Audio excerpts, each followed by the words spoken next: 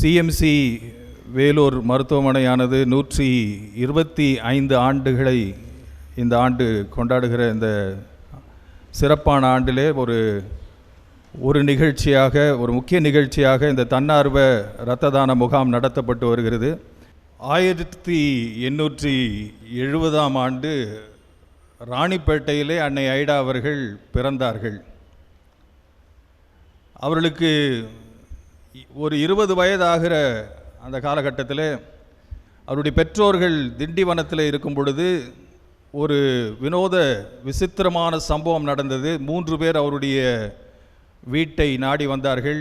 தங்களுடைய மனைவியினுடைய பிரசவத்தில் உதவும்படியாக கேட்டுக்கொண்டார்கள். இந்த சம்பவம் நடந்தது திண்டிவனம். அவை எல்லோரிடத்திலும் நான் கேட்கிற ஒரு கேள்வி, முதலாவது வேலூருக்கு வரும் பொழுது, ராணிப்பேட்டையிலே பிறந்தார்கள், திண்டிவனத்திலே ஒரு விசித்திர சம்பவம் நடந்தது, ஏன் அன்னை ஐடா வேலூரை தெரிந்து கொண்டார்கள் என்கிறதற்கு பதிலை கேட்டால் அநேகருக்கு தெரிகிறதில்லை. ஆனால் அதற்கு பதில் என்னவென்றால், அந்த காலகட்டத்திலே வேலூரிலே அவருடைய தகப்பனார் மருத்துவராக இருந்த காலகட்டத்தில் தன்னுடைய தகப்பனாரோடு இணைந்து செயல்பட வேண்டும் என்கிற ஒரே காரணத்தினால்தான் வேலூருக்கு வந்தார்கள். வேலூர் அவர்களுக்கு கடவுளாக கொடுத்த ஒரு இடம். வேலூருக்கு பெருமை தந்தது அந்த அன்னை ஐடாவினுடைய சேவை.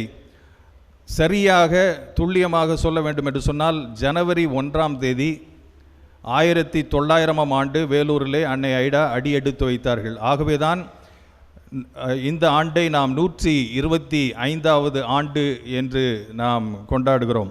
வேலூர் மக்கள் எப்பொழுதுமே வேலூருக்கு, சிஎம்சிக்கு மிகவும் முக்கியத்துவம் வாய்ந்தவர்கள். அதை ஒரே ஒரு உதாரணத்தை சொல்லி நான் உங்களுக்கு புரிய வைக்க வேண்டும். எப்படி முக்கியத்துவம் வாய்ந்தவர்கள் என்று சொன்னால், வேலூரில் நீங்கள் சிஎம்சியை அணுகும் பொழுது ஒருவேளை சிஎம்சியை பார்த்த உடனே ஒரு கோபுரம் தெரியும், அங்கே ஒரு கடிகாரம் இருக்கிற ஒரு கோபுரத்தை நீங்கள் பார்க்க முடியும். அதை சிஎம்சி கட்டவில்லை, அன்னை ஐடா கட்டவில்லை.